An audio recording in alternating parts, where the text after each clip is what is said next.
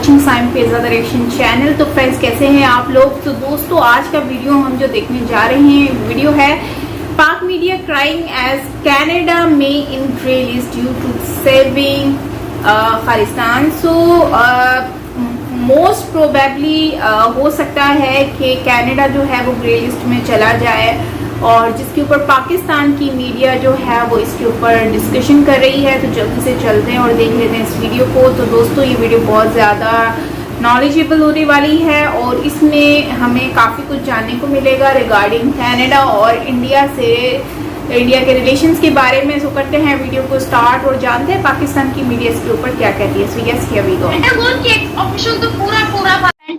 X official तो पूरा भारत के सपोर्ट में खड़े हुए और बोल रहे हैं कि कनाडा को ग्रे लिस्ट में या फिर ब्लैक लिस्ट में डाल दिया जाए। And how Canada is the weak link as far as terror financing and terror funding, clamping down on terror funding in the world is concerned. Canada should be on the gray list, if not the black list, because of what it's been allowing to happen with regard to Khalistani extremism. हम 5 trillion की economy है, हमारा तुम्हारे साथ $10 billion का trade था, तुम उसको बंद करके बैठ गए, उसके ऊपर बैठ गए जो फ्री ट्रेड एग्रीमेंट हो रहा था। इतना तुम्हारे लिए टेररिज्म फ्री है। पेंटागन के एक्स ऑफिशियल ने स्टेटमेंट दिया। आपको क्या लगता है कि भारत के पीछे क्या वाकई में ग्रे लिस्ट या ब्लैक लिस्ट कर दिया जाएगा कनाडा को? क्या ये कदम भी उठा लिया जाएगा? ये अगर दोनों के संबंध ऐसे खराब हो जाएंगे तो किसका नुकसान होगा? तो इसलिए सारे हिंदुस्तानियों को मुंह तोड़ वहां पे जवाब देना चाहिए। देखिए बहती गंगा में सबने हाथ धोया है, बात ये सच है दोस्तों। सिर्फ मोदी जी ने जलील नहीं करा। अगर कोई ये सोचे कि सिर्फ मोदी जी ने जस्टिन ट्रूडो को जलील करा, no not at all. Modi ji ने भी करा, जो बाइडेन ने भी करा, ऋषि सुनक ने भी करा, एल्बनीज ने भी करा, सबने मिलकर इसको धोया है। वो जब 2 हफ्ते 3 हफ्ते के बाद कोई और न्यूज आएगी तो ये खत्म हो जाएगा, ये सारा प्रेशर रिलीज हो जाएगा मेरे ख्याल। इससे आगे इसका कोई फ्यूचर नहीं है। कि दुनिया अब कनाडा पे टूट पड़ी है, मतलब वो है दाव उल्टा चल गया। कनाडा को लगा दुनिया इंडिया पे टूटेगी, पर उल्टा हो गया, वो कनाडा पे टूट पड़ी है। आपकी और हमारी जो ट्रेड की बात चल रही है ना, नो, रोको इसको। भारत ने रोका, भारत ने पहल करी, भारत ने रोक दिया। अब ये पूरी तरीके से सड़ गल गया। Canada has been isolated. Canada has to bit its own dust. They have been cornered. कोई नहीं खड़ा हो रहा उनके साथ।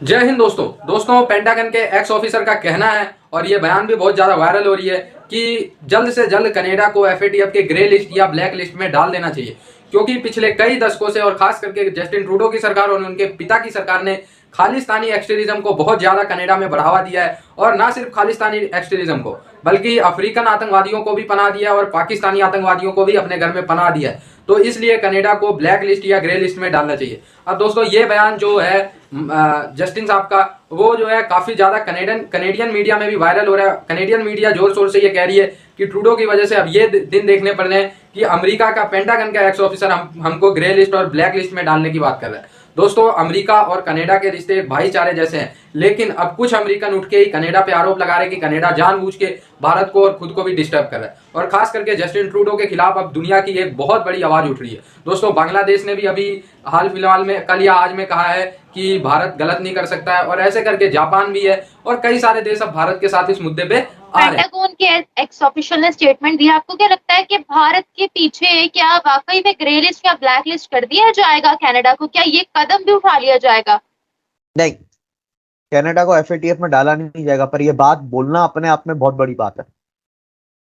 और ये ट्रूडो की सरकार भी गिराएगा और ट्रूडो कभी दोबारा सियासत में भी नहीं आ पाएगा और कनाडा को मजबूर कर दिया जाएगा कि तुम लोग अपने मुल्क की सफाई करना शुरू करो, आवाम की तरफ से और इंटरनेशनल कम्युनिटी की तरफ से भी। वैसे G7 का मुल्क है, इतनी आसानी से उसको जाने थोड़ी ना देंगे। पहले तो हम देखते थे कि वेस्ट की तरफ से खबरें आ रही हैं, प्रूफ्स वगैरह मांग रहे हैं और भारत के साथ खड़े हैं। बांग्लादेश के फॉरेन मिनिस्टर उठकर भारत का साथ दे रहे हैं। क्यों? We are proud of India. India इस तरह की इमेच्योर थिंग्स नहीं कर सकता, ये बोल रहे हैं। चलो बांग्लादेश ने तो बड़ा स्पेसिफिक स्टेटमेंट दे दिया ना उसके कनाडा से रिलेटेड।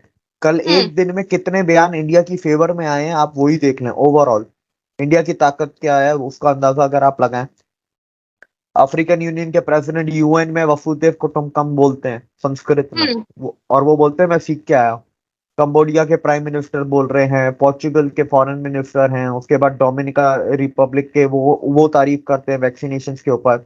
इसके अलावा गुआना बेसिनियाना के हैं, अर्जेंटीना वाले से भी मिले हैं एस जयशंकर। उसके बाद वो और भी पता नहीं कितने लोगों से मिले, वेंग वोंग से मिले, टोरी ब्लिंकन से मिले, जापानीज फॉरेन मिनिस्टर, उनका नाम मुझे याद नहीं, उनसे भी वो मिले हैं। ठीक है, इंडिया एक अलग लेवल पे। अब देखें बांग्लादेश तो करेगा ना, बांग्लादेश की मदद की है और करते आए हैं। श्रीलंका भी बोलेगा, मालदीव भी बोलेगा, नेपाल भी बोलेगा, भूटान का भी स्टेटमेंट आ गया, कल भूटान भी था। ठीक है, तो इन सब की स्टेटमेंट्स है ना, ये सब इंडिया इनकी मदद करता है। देशों में भी कुछ ऐसा ही है। देखो, आपसी जलन जो है ना, आज से 30 साल पहले, आज से 35 साल पहले आप किसी से भी ये पूछते कि जो भारत है, क्या भारत अच्छी इकोनॉमी, बड़ी इकोनॉमी बन सकता है, सब लोग मना कर देते। भारत फ्रेजाइल 5 में आता था। भारत की इकोनॉमी एक ग्रुप बना था फ्रेजाइल 5, जिसकी इकोनॉमी कभी भी लुढ़क सकती है। वहां से जमीन से उठ के भारत आज आसमान पे बैठा हुआ है। आपको क्या लगता है? आपको क्या लगता है सब खुश हैं बड़े?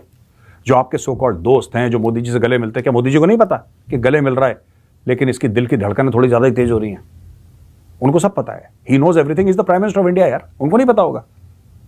तो बात यह है कि जितने भी वेस्टर्न कंट्रीज हैं, ये एक हुक रखती हैं यार, ये एक हुक रखती हैं भाई, कि ठीक है इंडिया हमारे, आज अमेरिका बड़ी वाह कर रहा है, क्योंकि अमेरिका को चाहिए कि चाइना के खिलाफ कोई खड़ा हो जाए। वो चाइना को थ्रेट मानते हैं, और चाइना है भी थ्रेट, पूरा वेस्टर्न वर्ल्ड मानता है। कहने की बात यह है छोटी सी कि यार देखो, ये हमारा सोचना कि हमारी तरक्की से सब लोग खुश होंगे, ऐसा नहीं है, ऐसा नहीं है। और इन लोगों का कहना कि साहब इंडिया ने निज्जर को, इंडिया को जरूरत नहीं है निज्जर को मारने की। निज्जर वैसे ही मर जाता है यार, निज्जर वैसे ही मर जाता है। ये डुनिके डुनाकू मर गया, इसके पहले कौन मर गया, ये सब आपस में एक दूसरे को ठोकते रहते हैं। आपको कुछ नहीं करना है, इंडिया को कुछ इंडिया क्यों? देखो, इंडिया डिप्लोमेसी में यहां पर है, टॉप पे वर्ल्ड में। G20 समिट हो रहा है, लोग आ रहे हैं, अमेरिका का प्रेसिडेंट आ रहा है। यार यहां पे फॉरेन ऑफिस में बड़े बुद्धिमान, बड़े अकलमंद, जिसको पुराने टाइम पे कहता था ना, बड़ा विद्वान पंडित आदमी टाइप के, उस सेंस में मैं बोल रहा हूं विद्वान, ये उस टाइप के लोग बैठे हैं यहाँ पे। आपको लगता है कि ये लोग बोलेंगे कि अच्छा हमारी जितनी भी डिप्लोमेसी है, अरबों खरबों डॉलर की हमारी ट्रेड है, इकोनॉमी चल रही है, ये चल रहा है, वो चल रहा है, एक दो कौड़ी के। नेपाल को बैंकरप्ट होने से किसने बचाया? मालदीव को चाइना के डेट ट्रैप से किसने बचाया? श्रीलंका को किसने बचाया? बांग्लादेश के अंदर इन्फ्लेशन की जो स्टेबिलिटी लानी थी, ठीक है, एक स्टैग्नेंट पॉइंट के, ठीक है, जो बुरे हालात हैं उसको तो कंट्रोल में लेके आए खुद। अच्छा, तो वो इंडिया की इन्वेस्टमेंट थी। बांग्लादेश और अमेरिका के बीच में जो बर्फ किसने पिघलाई, जो अमेरिका ने सैंक्शंस लगाए हैं। देयर आर चांसेस कि आने वाले कुछ महीनों में शायद अमेरिका अपने सैंक्शन भी हटा दे बांग्लादेश के ऊपर से। सिमिलरली म्यांमार है, वो म्यांमार को देख ले। इंडिया के पास आज ताकत भी है, दिल भी है, गुर्दा भी है और पैसा भी है। बिल्कुल सही बात है, ये स्टेटमेंट ही अपने आप में बहुत कुछ है। अब एक और खबर आ रही थी दिव्य किसी के साथ ही, जैसा कि पूरी दुनिया में भारत और कनाडा का कॉन्फ्लिक्ट चल रहा है, वैसे ही पाकिस्तान की भी एक स्टेटमेंट बड़ी वायरल हो रही है, केयर टेकर की बहुत वायरल हो रही है। अमेरिका में ये बोला गया है कि यूएस और इसराइल के टाइज बहुत अच्छे हैं, तो पाकिस्तान के केयर टेकर प्राइम मिनिस्टर ने फौरन ये बोला कि जिस तरह से अमेरिका के पास इसराइल है, वैसे चाइना के पास पाकिस्तान है। तो इस स्टेटमेंट का बड़ा मजाक उड़ाया जा रहा है, आप क्या कहते हैं इसके बारे में? देखिए, इसके बारे में मैं बस इतना कहूंगा कि इमेच्योर स्टेटमेंट है और आपने आपको और मजीद घाटे में गिरा दिया है, और इससे ज्यादा मैं बोल नहीं सकता, क्योंकि इससे ज्यादा फिर सच की कीमत है इस मुल्क में। दिव्य, आपकी नजर में क्या चाइना पाकिस्तान का दोस्त है या मफादात के लिए साथ है? क्योंकि हम लोग तो हमेशा चाइना को कहते हैं कि हमारा सबसे अच्छा दोस्त है, हिमालय से ऊंची शहद से मीठी हमारी दोस्ती है। तो आपकी नजर में चाइना और पाकिस्तान की दोस्ती क्या है? मतलब का रिश्ता है। पाकिस्तानी पता नहीं क्यों इमोशनल, हर किसी से दोस्ती दोस्ती। मुझे तो और वो बोलते मैं सीख के आया हूँ।